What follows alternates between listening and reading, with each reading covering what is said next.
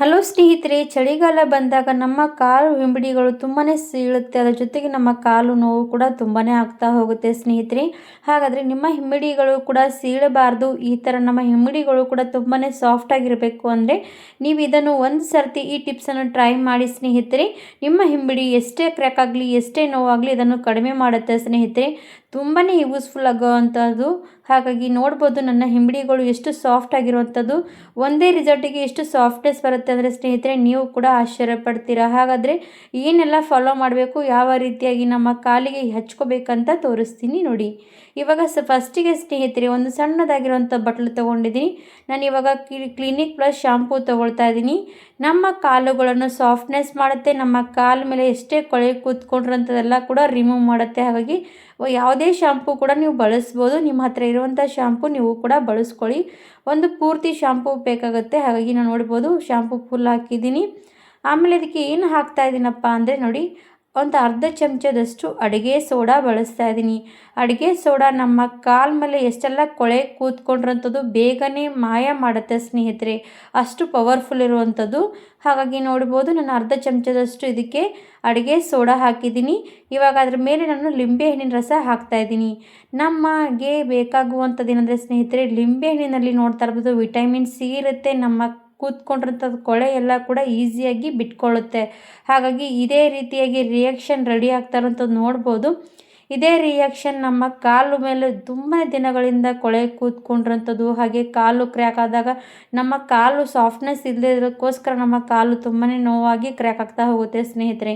ಹಾಗಾಗಿ ಈ ರಿಯಾಕ್ಷನ್ ರೆಡಿಯಾಗಿರುವಂಥದ್ದೇ ನಮ್ಮ ಕಾಲಿಗೆ ಅಪ್ಲೈ ಮಾಡಿದ್ರೆ ನಿಮಿಷಗಳಲ್ಲಿ ನಮ್ಮ ಕಾಲುಗಳನ್ನು ಸಾಫ್ಟ್ನೆಸ್ ಮಾಡುತ್ತೆ. ಅದ್ರ ಜೊತೆಗೆ ನಮ್ಮ ಕಾಲ ಮೇಲೆ ಕೂತಿರುವಂಥ ಕೊಳೆ ಎಲ್ಲ ಕೂಡ ರಿಮೂವ್ ಮಾಡುತ್ತೆ. ಆಮೇಲೆ ಇದು ಸೈಡಿಗೆ ಎತ್ತಿಡ್ತೀನಿ. ಮತ್ತೊಂದು ತೊಗೊಂಡ್ರಂಥದ್ದು ಬಟ್ಟಲು. ಇವಾಗ ಏನು ಮಾಡ್ತಾ ಇದ್ದೀನಿ ಅಂದರೆ ಸ್ನೇಹಿತರೆ, ನಾವು ಕಾಲಿಗೆ ಅದಿಷ್ಟೇ ಹಚ್ಚಿದ್ರೆ ಆಗಲ್ಲ, ಇನ್ನೊಂದು ಪ್ಯಾಕ್ ರೆಡಿ ಮಾಡಬೇಕಾಗತ್ತೆ. ಅದು ಪ್ಯಾಕ್ ಯಾವ ರೀತಿ ಅಂದರೆ, ಒಂದೇ ಒಂದು ಟೊಮೊಟೊ ಹಣ್ಣಿದ್ರೆ ಸಾಕು. ಟೊಮೊಟೊ ಹಣ್ಣು ನಮ್ಮ ಕಾಲು ಸೀಳುವಂಥ ಕೆಲಸ ಎಲ್ಲ ಕಡಿಮೆ ಮಾಡುತ್ತೆ. ಹಾಗೆ ನಮ್ಮ ಕಾಲ ಮೇಲೆ ಎಷ್ಟೆಲ್ಲ ಕೂತಿರೋವಂಥದ್ದು ಕೊಳೆ ಆಗಲಿ, ಅದ್ರ ಜೊತೆಗೆ ನಮ್ಮ ಕಾಲುಗಳು ತುಂಬಾ ಹೊಳಪು ತರುತ್ತೆ ಸ್ನೇಹಿತರೆ.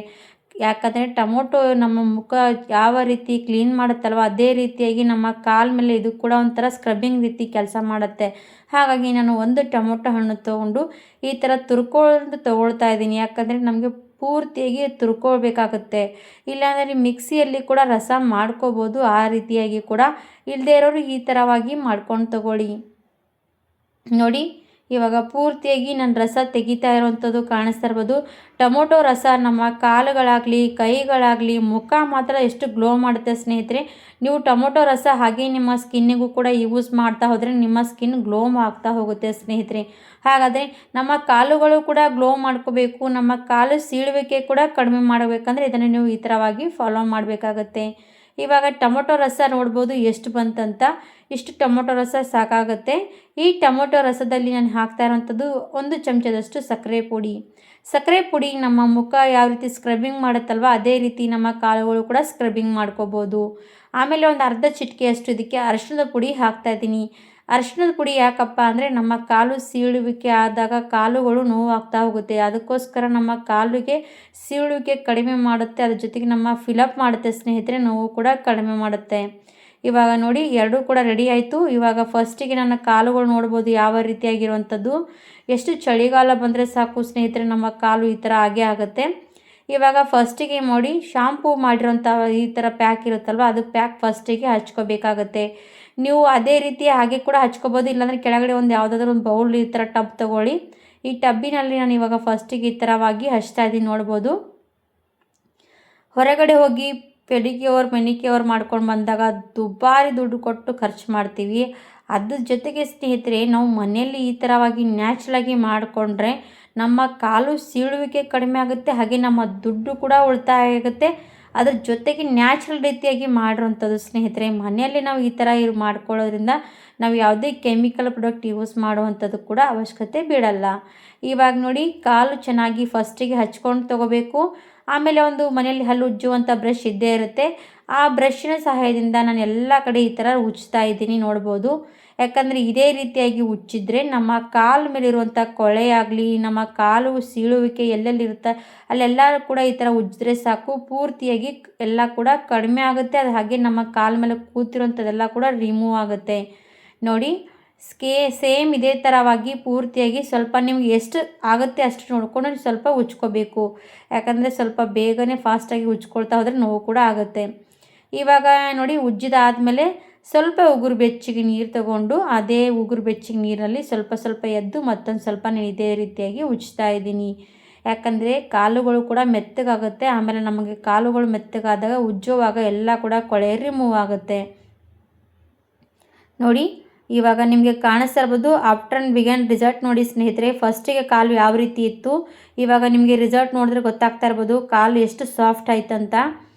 ಫಸ್ಟ್ ನೋಡಿ ಸ್ನೇಹಿತರೆ, ಒಂದೇ ರಿಸಲ್ಟ್ನಲ್ಲಿ ನಿಮಗೆ ಇದು ಥರ ಲೈಫ್ ಸಿಗುತ್ತೆ. ಯಾಕಂದರೆ ಇದರಲ್ಲಿ ನಾವು ಅಡುಗೆ ಸೋಡಾ, ಲಿಂಬೆಹಣ್ಣು, ಶಾಂಪೂ ಹಾಕೋದ್ರಿಂದ ನಮ್ಮ ಕಾಲ ಮೇಲೆ ಇರುವಂಥದ್ದೆಲ್ಲ ಕೊಳೆ ರಿಮೂವ್ ಆಗುತ್ತೆ ನೋಡ್ಬೋದು. ಇವಾಗ ನಾನು ಇದು ಫಸ್ಟಿಗೆ ಈ ಪ್ಯಾಕನ್ನು ಹಚ್ಕೊಂಡು ಎಲ್ಲ ಆದಮೇಲೆ ತೊಳ್ಕೊಂಡು ಬಂದಿದ್ದೀನಿ ಕಾಲು.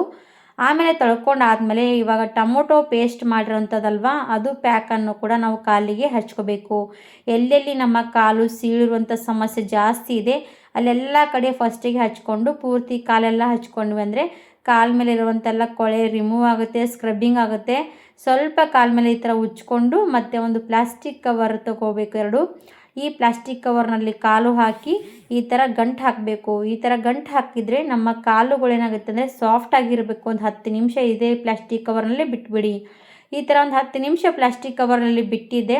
ಆಮೇಲೆ ಪ್ಲಾಸ್ಟಿಕ್ ಕವರ್ ರಿಮೂವ್ ಮಾಡಬೇಕು. ರಿಮೂವ್ ಮಾಡಿದಾಗ ನಮ್ಮ ಕಾಲು ತೋರಿಸ್ತೀನಿ ನೋಡಿ. ನೀವು ಇದನ್ನು ರಾತ್ರಿ ಪೂರ್ತಿಯಾಗಿ ಬಿಟ್ಟರೂ ಕೂಡ ತುಂಬಾ ಚೆನ್ನಾಗಿರುತ್ತೆ ಸ್ನೇಹಿತರೆ. ನಿಮ್ಮ ಕಾಲು 3 ದಿನದಲ್ಲಿ ಎಷ್ಟೇ ಸೀಳಿರೋ ಕಾಲಿದ್ರೂ ಕೂಡ ಎಲ್ಲ ಕೂಡ ಮಾಯ ಆಗುತ್ತೆ.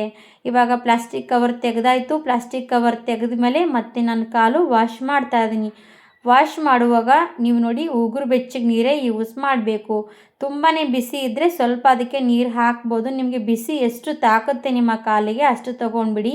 ಇವಾಗ ನೋಡಿ ನನ್ನ ಕಾಲುಗಳು ನೋಡ್ತಾ ಇರ್ಬೋದು ಎಷ್ಟು ಫಸ್ಟಿಗೆ ಕಾಲು ಎಷ್ಟು ಸ್ವಲ್ಪ ಸ್ವಲ್ಪ ಸೀಳಿರುವಂಥ ಎಲ್ಲ ಕಾಲು ಕೂಡ ಈ ಥರ ಮಾಡ್ತಾ ಹೋದರೆ 3 ದಿನ ಸಾಕು ನಿಮ್ಮ ಕಾಲು ಸೀಳುವಿಕೆ ಎಲ್ಲನೂ ಕೂಡ ಕಡಿಮೆ ಆಗುತ್ತೆ.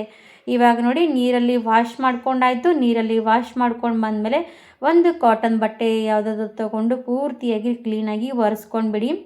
ಇವಾಗ ಇದಕ್ಕೆ ಒಂದು ಕ್ರೀಮ್ ಅಪ್ಲೈ ಮಾಡಬೇಕಾಗತ್ತೆ. ಅದು ಕ್ರೀಮ್ ಯಾವ ರೀತಿಯಾಗಿ ಅಪ್ಲೈ ಮಾಡೋದಕ್ಕೆ ರೆಡಿ ಮಾಡ್ಕೊಳ್ತೀನಂತ ನೋಡಿಬಿಡಿ.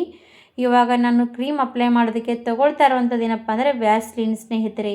ವ್ಯಾಸ್ಲಿನ್ ಸ್ವಲ್ಪ ಕೈ ಮೇಲೆ ಈ ಥರ ವ್ಯಾಸ್ಲಿನ್ ತೊಗೊಂಡು ನಾನು ಇದಕ್ಕೆ ನೋಡಿ ಕೊಬ್ಬರಿ ಎಣ್ಣೆ ಹಾಕ್ತಾಯಿದ್ದೀನಿ. ಕೊಕೊನಟ್ ಕೊಬ್ಬರಿ ಎಣ್ಣೆ ಅದರಲ್ಲಿ ಸ್ವಲ್ಪ ಹಾಕ್ಕೊಂಡು ಪೂರ್ತಿ ವ್ಯಾಸ್ಲಿನ್ ಕೊಬ್ಬರಿ ಎಣ್ಣೆ ಎರಡೂ ಕೂಡ ಮಿಕ್ಸ್ ಮಾಡಿಕೊಂಡು ತೊಗೊಂಡು ಇದನ್ನು ನಾವು ಕಾಲುಗಳ ಮೇಲೆ ಎಲ್ಲೆಲ್ಲಿ ಸೀಳಿರುವಂಥ ಕಾಲು ಇರುತ್ತೆ ಅಲ್ಲೆಲ್ಲ ಪೂರ್ತಿಯಾಗಿ ಅಪ್ಲೈ ಮಾಡಿಕೊಂಡ್ರೆ ನಮ್ಮ ಕಾಲು ಸಾಫ್ಟಾಗಿರುತ್ತೆ. ಹಾಗೆ ಮತ್ತೊಂದು ಸರ್ತಿ ನಮ್ಮ ಕಾಲುಗಳು ಸೀಳೋಲ್ಲ ಸ್ನೇಹಿತರೆ. ಇದನ್ನು ನೀವು ಫಾಲೋ ಮಾಡ್ತಾ ಹೋದರೆ ಸಾಕು, ನಿಮ್ಮ ಕಾಲು ಮತ್ತೊಂದು ಸರ್ತಿ ಚಳಿಗಾಲದಲ್ಲಿ ಸೀಳದೇ ಇರೋ ರೀತಿ ನೀವು ನೋಡ್ಕೋಬೋದು ಸ್ನೇಹಿತರೆ. ಹಾಗಾದರೆ ತಡ ಮಾಡದೆ ಯಾಕೆ ತಡ ಮಾಡ್ತೀರಾ? ಇದನ್ನು ವಿಡಿಯೋ ನೋಡಿದ ಮೇಲೆ ನೀವು ಕೂಡ ಒಂದು ಸರ್ತಿ ಟ್ರೈ ಮಾಡಿ. ವಿಡಿಯೋ ಇಷ್ಟ ಆದರೆ ಲೈಕ್ ಮಾಡಿ, ಸಬ್ಸ್ಕ್ರೈಬ್ ಮಾಡಿ, ಫಾಲೋ ಮಾಡಿ ಅಂತ ಕೇಳ್ಕೊಂಡು ಇವತ್ತಿನ ವಿಡಿಯೋಲಿಗೆ ಮುಗಿಸ್ತೀನಿ. ಧನ್ಯವಾದ.